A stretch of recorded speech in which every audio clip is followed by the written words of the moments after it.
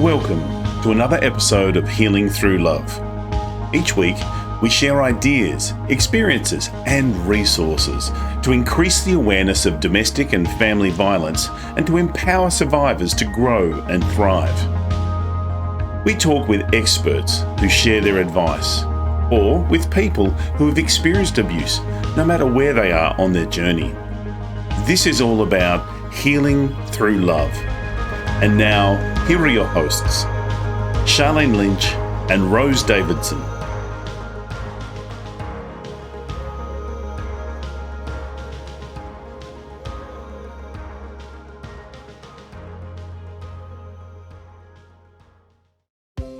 In episode 72, Rosemary Gattuso explores unresolved parental conflict as a potential risk factor for children.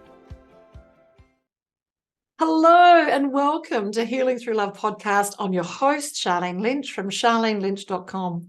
Healing Through Love is here to help victims and survivors of family and domestic violence find their way back to living a more fulfilling and meaningful life.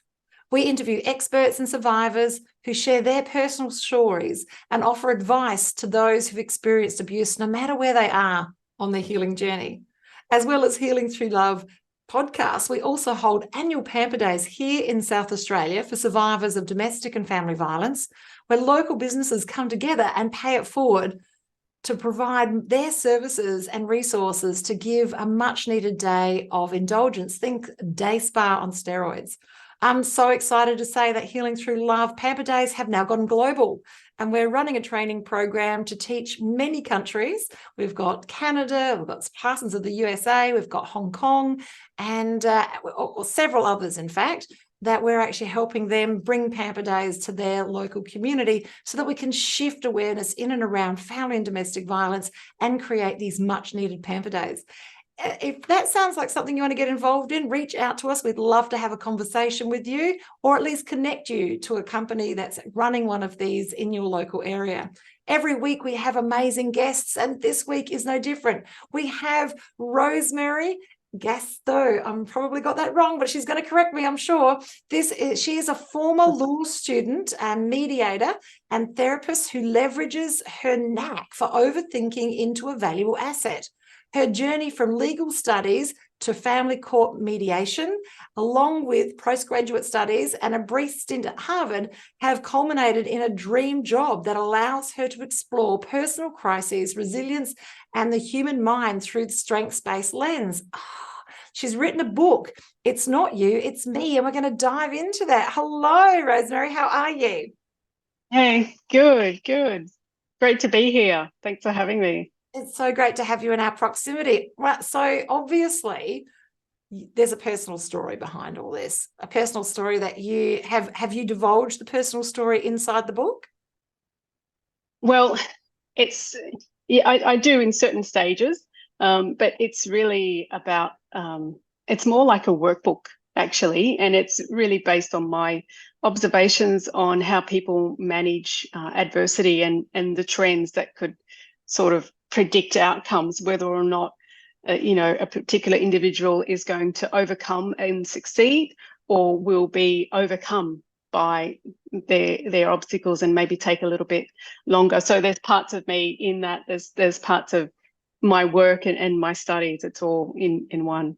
Oh, so what would you say are the key indicators that would allow us to determine if someone's going to have these breakthroughs at the end of this trauma or a breakdown? Well, I guess there's a lot to it. So the first thing I should note is that I noticed that all thoughts, feelings, and actions in relation to any event, situation, or scenario can be categorized into two options and come under these umbrellas. One will be what's wrong, and the other will be what's strong. So whether or not we have a tendency to use the what's wrong lens or the what's strong lens could help predict how quickly that adversity is going to be overcome and managed. The proviso is there that when you experience a personal challenge or adversity or abuse, it tends to highlight what's wrong. And when we're on the path of what's wrong, as we walk down that path, we get more evidence to support that narrative. So it's quite hard to actually make the flip when you're in the middle of it. Yes, absolutely true, that we have these limiting beliefs, these stories that we tell ourselves, and then life becomes a self-fulfilling prophecy. Because I don't know, if you look at it from an energetic perspective, we're almost making that happen, which is a challenge when I know, as a survivor myself, and I have conversations with other survivors, for us to think, how is it possible that I've created this outcome? You telling me the way that I thought about it, or the way that I think is continuing this challenge. So yes, it's a very touchy subject, and it requires a great deal of empathy and sympathy and compassion to help people through the process. So how long did it take you to write the book? Well, it's actually been a couple of years in the making. So I really started it and got it one version finished in 2018 as part of a writers' competition that I entered. And that was sort of the motivation, because, I'd been saying I want to write a book for a long time, and I just never finished it. So that gave me a deadline. And that was it was actually a fiction. And then the last chapter was a self-help chapter that really analysed the main character's challenges and how she managed her own adversity. And it wasn't long before I worked out that I couldn't really propose a book like that, fiction and non-fiction. I had to really choose. And so I chose non-fiction. And it's really a compilation of my observations in the mediation room, because I guess I noticed that there might be one situation where very similar facts, I guess, or similar situations in one room as in another room, but very different outcomes. And it was quite obvious what the differences were in that what's wrong focus or what's strong focus. And I guess the reality is that when you are in the middle of this crisis, abuse, whatever you want to label it, it's really hard to get out of that what's wrong lens, especially if that's been the default, because biologically we're primed to look at what's wrong. Our survival historically depended on it. We have negative bias where we remember the worst part of a scenario over the good parts. So I guess what I say is that where there has been significant trauma, and when I talk about trauma, I don't mean an event or a series of events or whatever. It's more about the impact on the individual, because it doesn't have to come under the umbrella of being what you or I would kind of, or society and the legislation and the way that the organizations are set up, the way that they define trauma and abuse. It doesn't have to fit into that category. It's really about the impact on the individual. So when there has been a big impact, then maybe looking at going down the what's strong path, or reflecting, because it's not about actually going down that path all the time, but also that awareness of, hey, I was going down what's wrong and I want a different outcome now. It hasn't served me. I'm going to next time, go down what's wrong, or just be aware of it. So, but when you have had that significant event that's had this impact on your sense of self, it's a lot harder to then go to the strong path.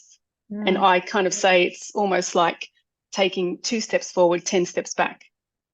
So true, so true. And so as this expert authority in and around mediation, many of our listeners today will be having a challenge with that if they're not already in that process. Can you give us any tips, techniques that we can use when we're in this process of mediation? Yeah, I think one of the first things I say is that preparation is key, because it is a really emotional session, and it might be for many the first time that they've been in the same room or the same building as the other parent or their ex-spouse. So that in itself is massive. And as a mediator, my role is to really manage that and witness it in a respectful way as well. So the more prepared you are, then I guess the easier it is to manage with that emotion and the heaviness, and just feeling really exhausted after having a 2 or 3 hour conversation. So I think preparation is key, and also be open about your limitations, because the mediator wants to know. Well, it's a mediator's job to really manage it, to say, okay, let's take a break, or let's go in separate rooms, or let's do it virtual, or let's have a short session first just to get through Christmas and then come back in the new year. But I always say to my clients, please, maybe it might not be that obvious to me. If I see something and think, okay, I need to make adjustments, then I will. But if it's not obvious, please don't be afraid to say, this isn't working, or can we do something different? We have a safe word, so, is that something that you... Well, I guess on one hand, yes, you could, but if it was a situation where there needed to be a safe word, I would probably make it in 2 separate rooms, or put something else in place so that it doesn't have to, because it's about, I do primarily where there are children involved. So it's about arrangements for the children. So anything that can support the parents is going to support the children. So I don't want to put parents in a situation where they feel under extra pressure.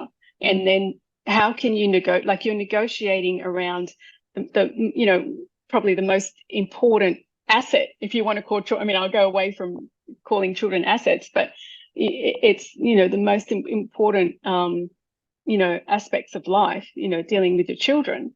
So anything that can really alleviate some of that stress that can come up, can just make the process smoother. Excellent. So being prepared emotionally for the trauma that you're about to, because as you say, first time that you might be in the same building as the perpetrator or your partner, ex-partner, if that case may be. So aside from being prepared, what's another tip? Is it about knowing what outcome you're looking to? I know you said to be open, but is it being firm on the outcome that I'm looking for, or are you saying being open on the outcome I'm looking for? Well, I guess then in that's where having legal advice is also really helpful. And I know that mediation is about avoiding going to court, but it can be really helpful and add an added layer of support if you know your legal stance, your legal position, because then you can be more confident in putting forward a proposal, or, accepting a proposal or not accepting a proposal, because you know your legal advice. So that can also help. And it could be that sometimes the mediations do take place with the solicitors present. So then that can help in that moment, give that sort of reality testing. So as part of your preparation, knowing what your legal stance is, and or have your solicitor with you, and also being open so that there is some wiggle room in the outcome. If I'm wanting one thing and he's wanting something different, at least being open to an outcome that serves both parties. Is that what we're saying? Yes, and also it's also about the children, because the children are going to benefit more from, both parents coming up with something, even if it's not their preference, but there's less conflict. Their children are going to benefit more from that removal of conflict than having, parents really negotiating quite tough. And I'm not saying if you feel really strongly about a scenario, and especially when there are safety concerns, then maybe that means that mediation isn't for you, and a more sort of traditional or legal system, even just negotiating through 2 solicitors, because then they'll say, hey, buddy, this is, or this could happen, or this could happen. So sometimes it's about not going to mediation as well. Right. So then what comes first, the chicken or the egg? Are you saying that you want to get a lawyer first and then get mediation, or do you try for mediation before you get a lawyer? Well, the first step is to try mediation, but part of the preparation could be to get legal advice. If you're going through a government-funded centre, then most family relationship centres all around Australia do have funding for legal advice, and they'll have, solicitors that go in once a week or once a fortnight, and you can just book in with them. And they could also offer generally a legally assisted mediation, if that was considered to, provide that additional support, or if you have your own private solicitor. then someone who deals with family as well, then that could help as part of the preparation.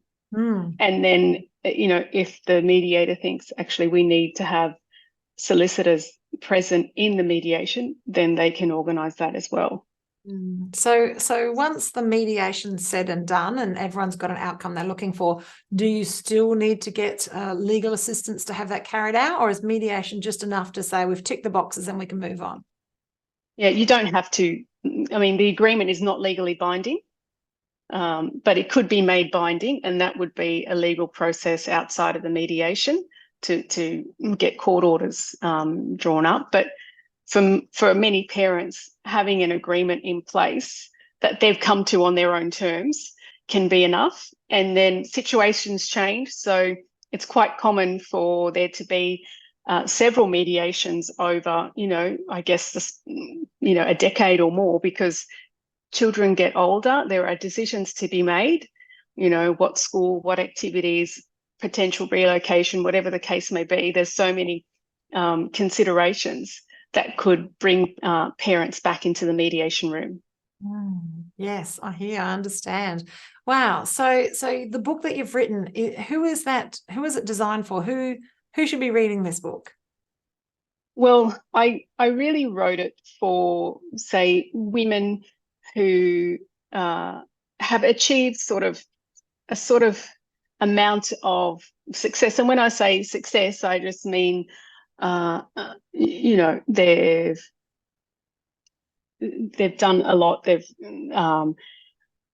working or mothers, whatever the case may be, and have areas of their life where they feel strong in.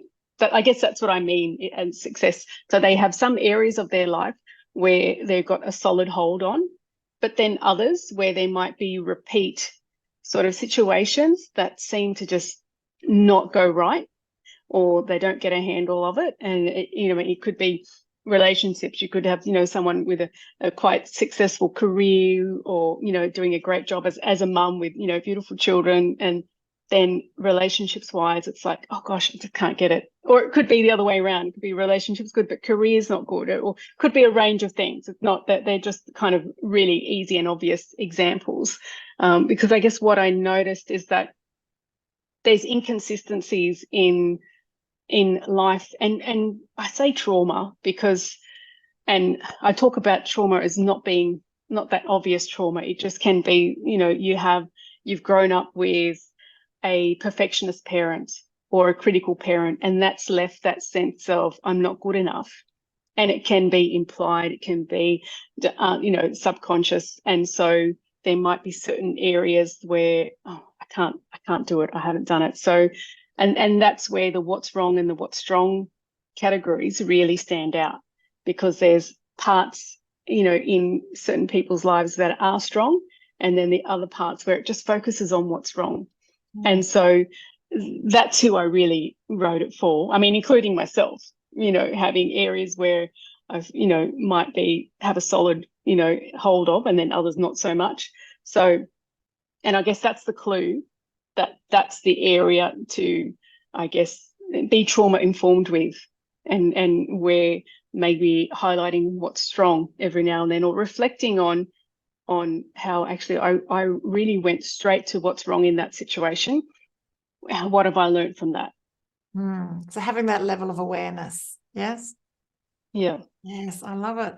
So are there other books? I know that you're in pre-production, and the launch is in February 2024. Yes. That's exciting. So that's just really around the corner. So what are the plans for the book moving forward? Yeah.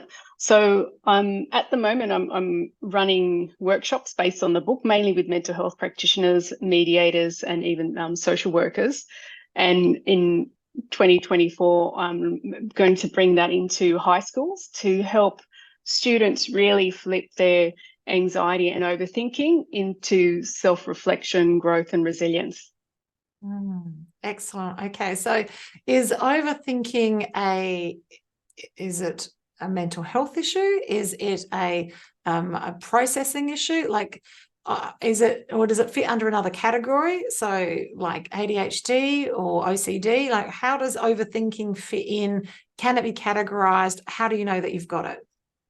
Well, I think it kind of comes under all of the above because it's really about the impact on the individual's quality of life. What is that overthinking doing for me? What is that overthinking, doing for the person, down the street?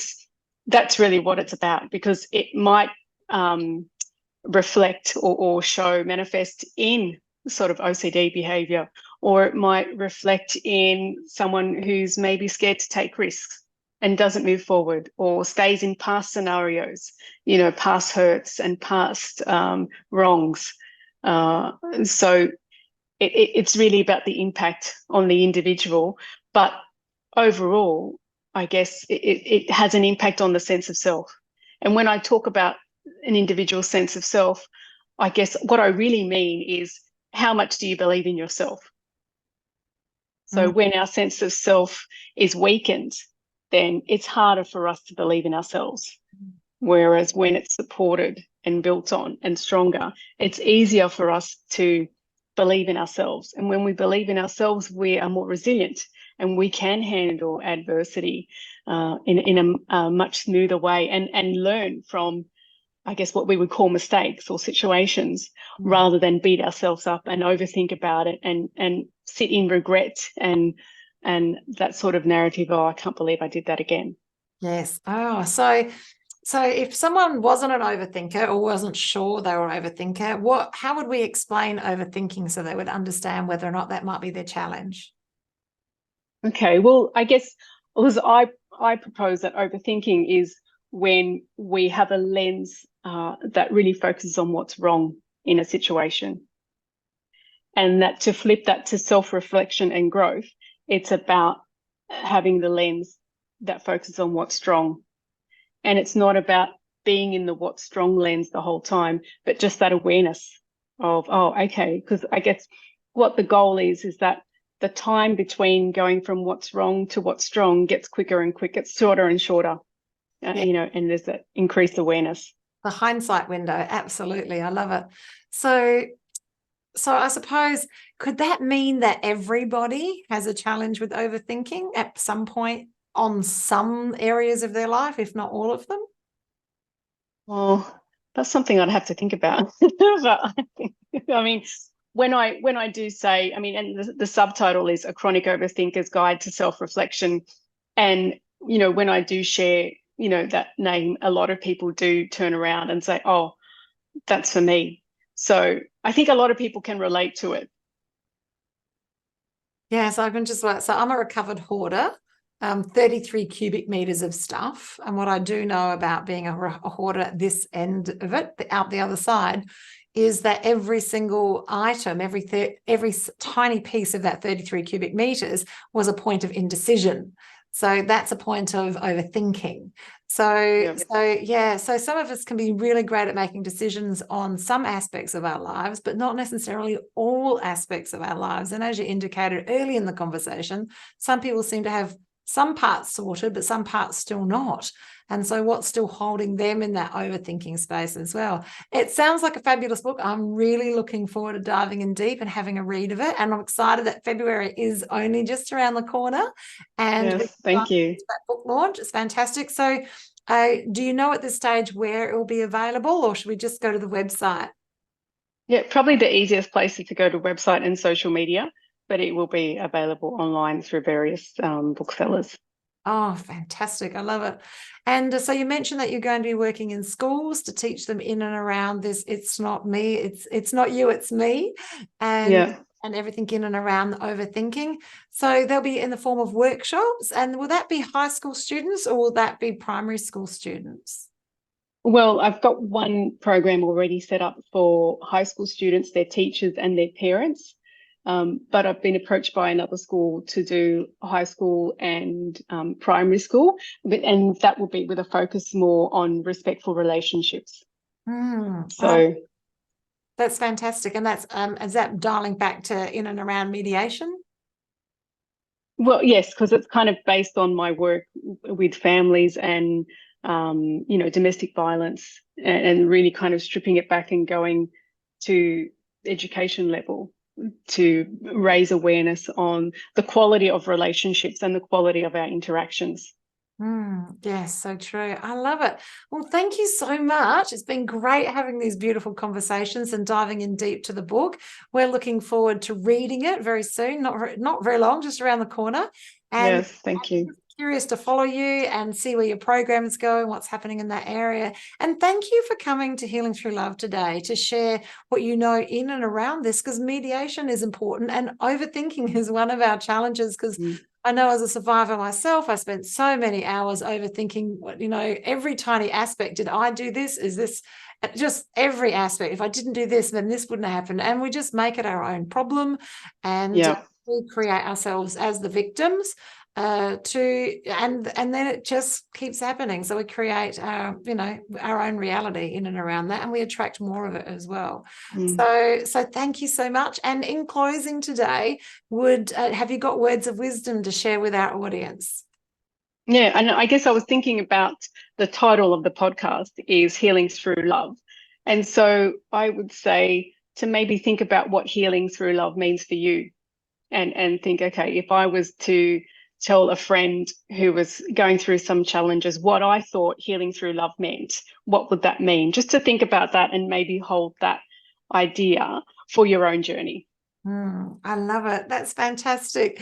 In closing today, if you feel resonating with the Healing Through Love process and would like to know more about these local Pamper Days that are now global and probably in a place close to you, we would love to have a conversation with you, what that looks like. Reach out to Healing Through Love on any of the platforms. We'd love to have a conversation in around sponsorship or you attending, and also even being a practitioner and paying it forward for our survivors of family and domestic violence. From us here at Healing Through Love, and from Rosemary, that's a goodbye. Bye for now. Thank you. Thank you for joining us for this episode of Healing Through Love. You can get further resources, see the show notes, or simply reach out to us via our website at htlaustralia.org. Thanks so much for joining us, and we look forward to your company next time on the Healing Through Love podcast.